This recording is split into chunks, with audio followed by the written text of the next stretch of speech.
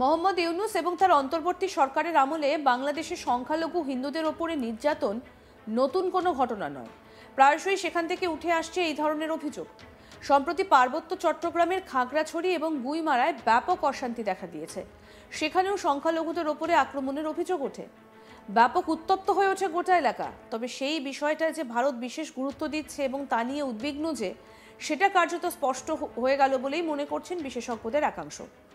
বিদেশ মন্ত্রকের মুখপাত্র রণধীর জয়সওয়াল বলছেন, বাংলাদেশের তরফে যে বক্তব্য আসছে তা ভিত্তিহীন, আমরা সেটা খারিজ করছি।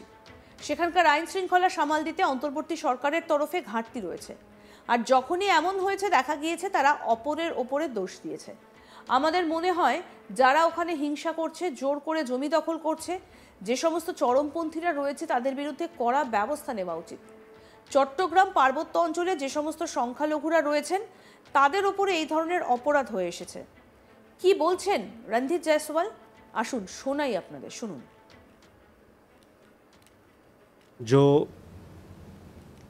कुछ बयान बांग्लादेश की तरफ से आया था ये बिल्कुल निराधार है और हम इसको खारिज करते हैं।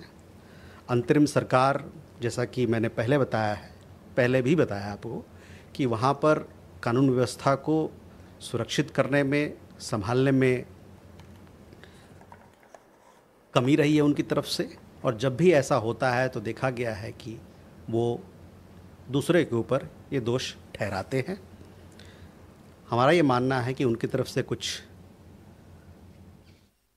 इंट्रोस्पेक्शन होना चाहिए और जो लोग इसके पीछे वहाँ हिंसा करने में और भी वारदातें जो वहाँ होती है, जबरन ज़मीन दखल करने के पीछे जो भी लोग हैं, जो भी एक्सट्रीमिस्ट लोग हैं, उनके खिलाफ़ कड़ी से कड़ी कार्रवाई होनी चाहिए। और ये सब जितने जिस क्राइम की मैंने बात की, हिंसा की बात की, वहाँ पर जो अल्पसंख्यक समुदाय के लोग हैं चिटगांव हिल ट्रैक्ट्स में, उनके खिलाफ होता रहा है। শুনলেন তো বিদেশ মন্ত্রকের মুখপাত্র রণধীর জয়সওয়াল কি বললেন। আর রণধীর জয়সওয়ালের এই কথা শুনে বিশেষজ্ঞদের অনেকেই মনে করছেন, রণধীর জয়সওয়ালের বক্তব্য থেকে স্পষ্ট যে চট্টগ্রামের পার্বত্য অঞ্চলের সংখ্যালঘুদের ওপরে অত্যাচারের বিষয়টিতে কতটা উদ্বিগ্ন ভারত, আর সেই কারণে বিষয়টিকে এতটা গুরুত্ব দেওয়া হচ্ছে। বিশেষজ্ঞদের অনেকেই মনে করছেন বাংলাদেশে যে সংখ্যালঘুরা নিরাপদে নেই, এই কথার মধ্যে দিয়ে কার্যত সেটাই বুঝিয়ে দিলেন বিদেশ মন্ত্রকের মুখপাত্র। একই সঙ্গে সে দেশের আইন শৃঙ্খলা ব্যবস্থা বজায় রাখতে মোহাম্মদ ইউনূসের অন্তর্বর্তী সরকার ব্যর্থ বলে যে অভিযোগ বারে বারে উঠেছে, কার্যত সেই কথাও যেন উঠে এলো রণধীর জয়সওয়ালের বক্তব্যে।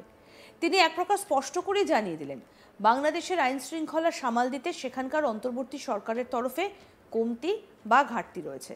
আর নিজেদের সেই ঘাটতি ঢাকতে বাংলাদেশের অন্তর্বর্তী সরকার অপরের ওপরে দোষ চাপিয়ে গা বাঁচাতে চাইছে। এক্ষেত্রে যারা হিংসা করছে, জোর করে জমি দখল করছে এবং সমস্ত চরমপন্থীদের বিরুদ্ধে কড়া ব্যবস্থা নেওয়া দরকার বলেই মনে করছে ভারত সরকার।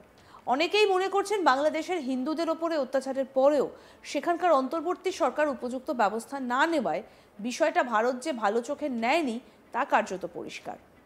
আর এখান থেকেই কেউ কেউ প্রশ্ন তুলছেন, যদি বাংলাদেশের অন্তর্বর্তী সরকার অবিলম্বে এই বিষয়ে অ্যাক্টিভ না হয় তবে কি এবার সরাসরি অ্যাকশনে নামবে ভারত? যদিও সেই উত্তর অবশ্য ভবিষ্যতই দেবে। চলুন আপনাদের বরং আরেকবার শোনাই কি বলছেন বিদেশ মন্ত্রকের মুখপাত্র রণধীর জয়সওয়াল, শুনুন। जो कुछ बयान बांग्लादेश की तरफ से आया था ये बिल्कुल निराधार है और हम इसको खारिज करते हैं। अंतरिम सरकार, जैसा कि मैंने पहले भी बताया आपको कि वहाँ पर कानून व्यवस्था को सुरक्षित करने में, संभालने में कमी रही है उनकी तरफ से। और जब भी ऐसा होता है तो देखा गया है कि वो दूसरे के ऊपर ये दोष ठहराते हैं। हमारा ये मानना है कि उनकी तरफ से कुछ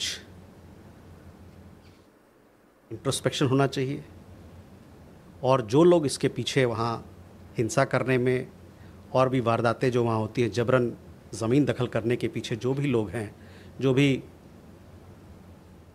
एक्सट्रीमिस्ट लोग हैं, उनके खिलाफ़ कड़ी से कड़ी कार्रवाई होनी चाहिए। और ये सब जितने जिस क्राइम की मैंने बात की, हिंसा की बात की, वहाँ पर जो अल्पसंख्यक समुदाय के लोग हैं चिटगांव हिल ट्रैक्ट्स में, उनके खिलाफ होता रहा है। এক্ষেত্রে উল্লেখ্য, একটা মেয়ের ওপর নির্যাতনের ঘটনাকে কেন্দ্র করে সম্প্রতি পরিস্থিতি জটিল হয়ে ওঠে বাংলাদেশের খাগড়াছড়ি এলাকায়। দোষীর দৃষ্টান্তমূলক শাস্তির দাবিতে ছাত্র জনতার ব্যানারে শুরু হয় অবরোধ আন্দোলন কর্মসূচি। খাগড়াছড়ি শহর এবং আশপাশের এলাকায় যানবাহন বন্ধ করে দেওয়া হয়। তার আগে সদর উপজেলা পরিষদ এলাকা, মহাজনপাড়া, নারকেল বাগান, চেঙ্গি স্কোয়ার এবং দুই শহীদ কাঁদের সড়কে দুই পক্ষের মধ্যে পাল্টা ধাওয়ার ঘটনা ঘটে। পরিস্থিতি নিয়ন্ত্রণে আনতে পুলিশ শূন্যে গান চালায় এবং টিয়ার গ্যাস নিক্ষেপ করে। এই সময় স্বনির্ভর এবং নারকেল বাগান এলাকার বেশ কয়েকটা দোকানে হামলার ঘটনাও ঘটে বলে অভিযোগ। পরিস্থিতির অবনতির পর খাগড়াছড়ি পৌরসভা, সদর উপজেলা এবং গুইমারা উপজেলায় 144 ধারা জারি হয়েছে। 7 প্লাটুন বিজিবির পাশাপাশি সেনাবাহিনী এবং পুলিশ মোতায়েন করা হয়েছে। বিভিন্ন স্থানে অতিরিক্ত পুলিশের পাশাপাশি মোতায়েন করা হয় এপিবিএন। এই হিংসার ঘটনায় অন্তত 25 জন আহত হয়েছেন বলেই সূত্রের খবর। তাদের মধ্যে গুরুতর আহত একজনকে চট্টগ্রামে স্থানান্তরিত করা হয়। বৌদ্ধবিহারে নাশকতার প্রস্তুতির সময় 3 পাহাড়ি যুবককে আটক করে আইন শৃঙ্খলা বাহিনী। প্রসঙ্গত, গত 23শে সেপ্টেম্বর খাগড়াছড়ি সদরের সিঙ্গিনালা এলাকায় একটা মেয়ের ওপর নির্যাতনের অভিযোগ ওঠে 3 জনের বিরুদ্ধে। সেই ঘটনাকে কেন্দ্র করেই উত্তপ্ত হয়ে ওঠে গোটা এলাকা।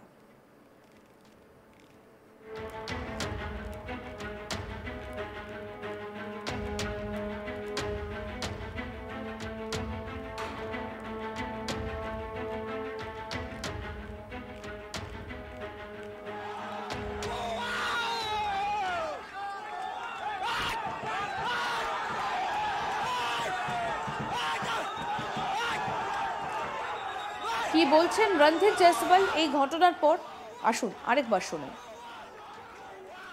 जो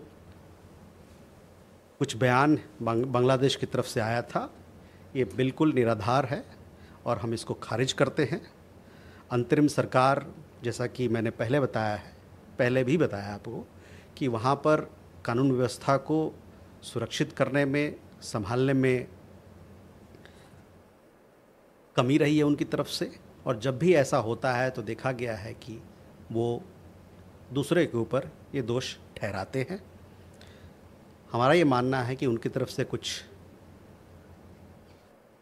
इंट्रोस्पेक्शन होना चाहिए और जो लोग इसके पीछे वहाँ हिंसा करने में और भी वारदातें जो वहाँ होती हैं, जबरन ज़मीन दखल करने के पीछे जो भी लोग हैं, जो भी एक्सट्रीमिस्ट लोग हैं, उनके खिलाफ़ कड़ी से कड़ी कार्रवाई होनी चाहिए। और ये सब जितने जिस क्राइम की मैंने बात की, हिंसा की बात की, वहाँ पर जो अल्पसंख्यक समुदाय के लोग हैं चिटगांव हिल ट्रैक्ट्स में, उनके खिलाफ होता रहा है। আরও আপডেট পেতে দেখতে থাকুন আজ তাক বাংলা। সাবস্ক্রাইব করুন, নোটিফিকেশন পেতে বেল বাটন অপশন প্রেস করুন।